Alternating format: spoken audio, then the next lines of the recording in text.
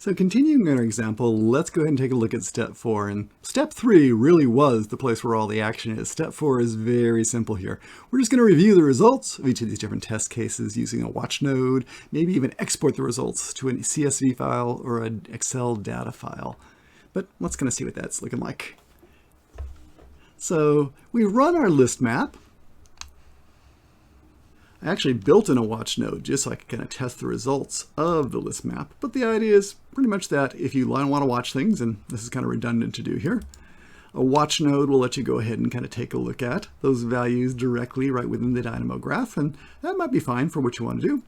Other times, though, you want to actually go through and export this information to a CSV file or to Excel, something like that.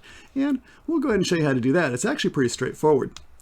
This is just a list of values, and if you want to go through and take this list out, what we can do is actually there's a great node called Data Export Excel, and if you have Excel installed on your machine, you can go through and use that. I can just take those values and feed them in as data to this node.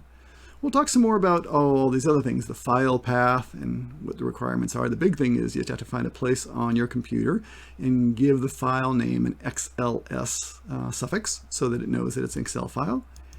There's the name of the sheet you want to create, the row and column starting numbers, where Excel is sort of a zero-based system. So 00 is cell A1, if you want to think of it that way, and then the data is coming through there. Okay. That's all there is really to exporting things to Excel. So if I go through and run that, there are the values in Excel. Okay. Not very well formatted just yet, but that'll give you an idea of really where we're going with all this. Okay, so that's all there is to reporting on all this. That's how we flex first example, just looking at a single variable. For our next example, we're going to go ahead and extend that a little bit, looking at what happens if you want to have two different input variables and think about the combinations.